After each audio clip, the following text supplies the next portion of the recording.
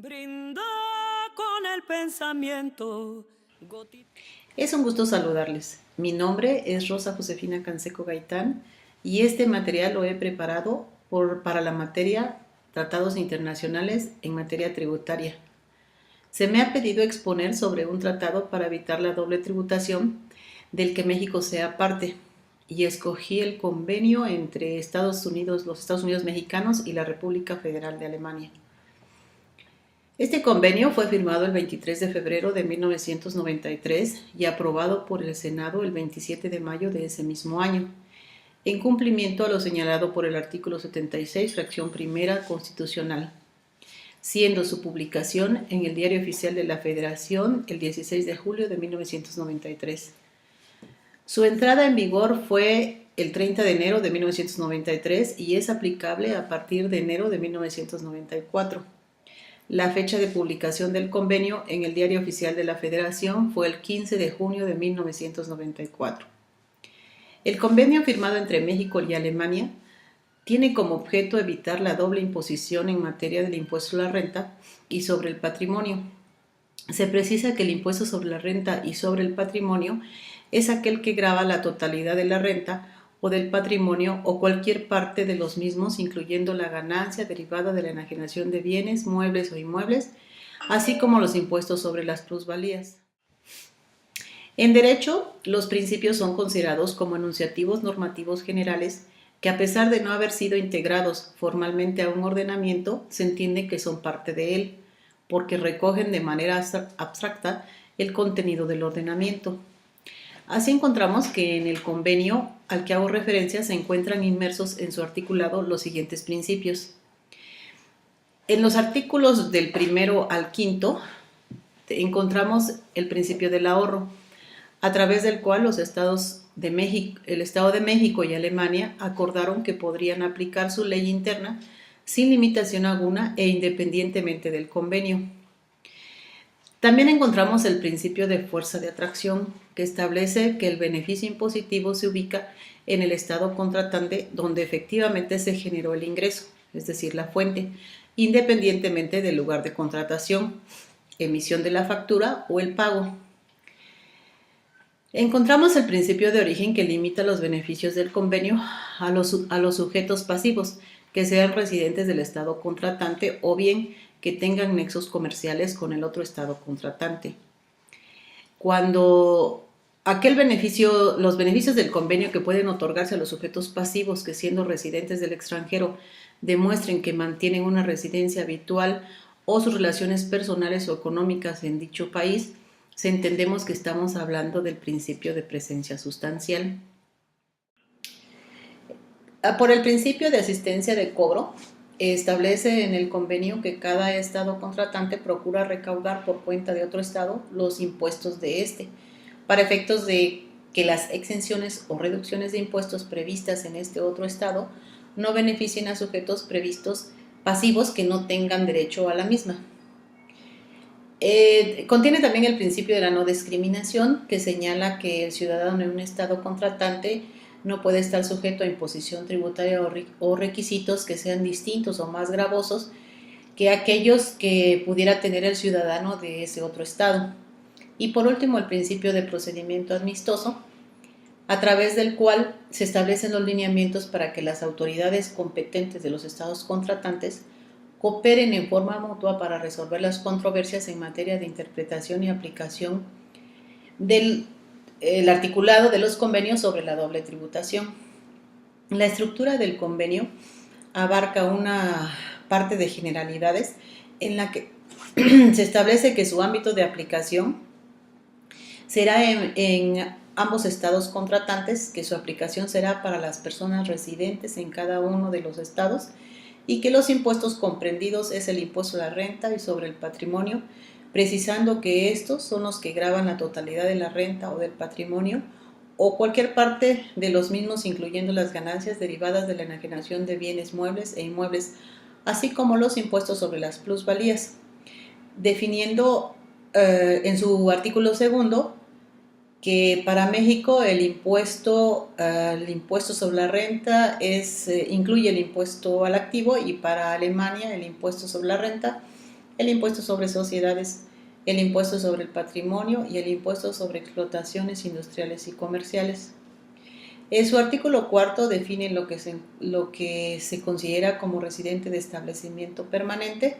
señalando que es toda persona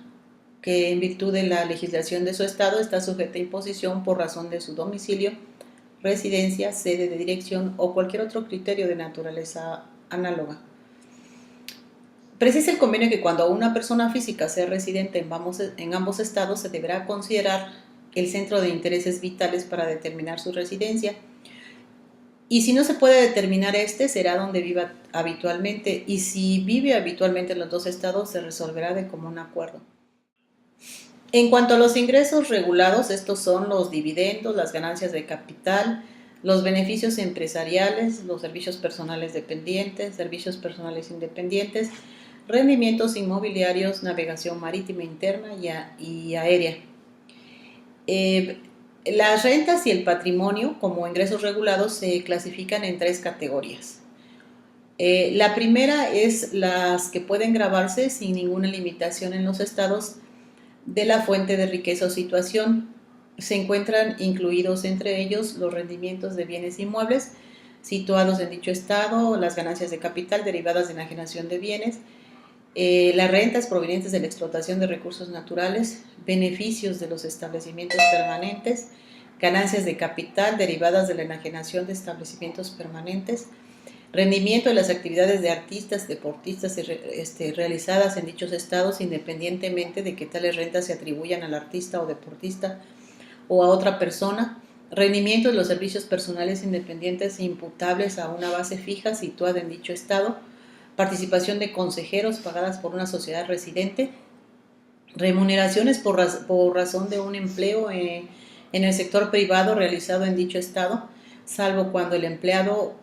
permanezca ahí durante un periodo que no exceda de 183 días en cualquier periodo de 12 meses, remuneraciones de un empleo a bordo de un buque o aeronaves, remuneraciones y pensiones pagadas en razón del empleo en el sector público bajo determinadas condiciones y pagos recibidos por estudiantes.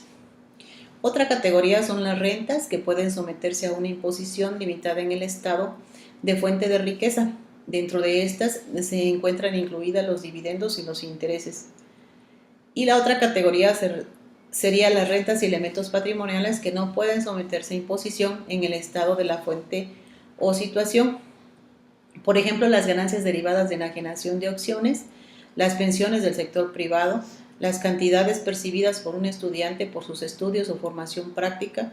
el patrimonio representado por acciones y otros valores inmobiliarios, los beneficios procedentes de la explotación de buques o aeronaves en tráfico internacional o embarcaciones dedicadas al transporte.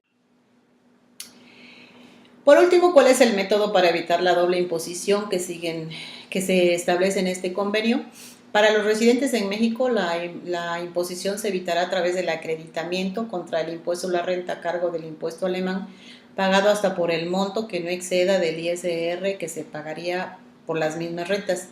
En el caso de las sociedades residentes en México, podrán acreditar contra el ISR a cargo derivado de la obtención de dividendos el impuesto alemán pagado por las empresas residentes en Alemania pagadas en ese estado.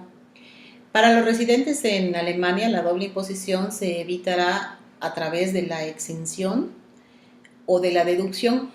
La exención es sobre aquellas rentas obtenidas y los patrimonios situados en México que sometan a imposición a este estado, que no procedan de la deducción que más adelante señalaré. En el caso del Estado alemán se reserva el derecho sobre las rentas y los patrimonios señalados a efecto de fijar la tasa impositiva aplicable. En el caso de los dividendos señalan que la exención solo se aplicará si estos son pagados a una sociedad residente en Alemania por una sociedad residente en México, cuyo capital pertenezca por lo menos en un 10% a la sociedad alemana. El ISR pagado por rentas obtenidas en México y las que sean aplicables el impuesto sobre la renta, sobre sociedades y sobre patrimonio del Estado alemán, teniendo presente la legislación fiscal alemana en materia de deducciones, será deducción por los conceptos de dividendos, intereses, regalías, honorarios a directores, rentas de artistas y deportistas, bienes inmuebles y sus rentas, enajenación de acciones y participación de otras rentas.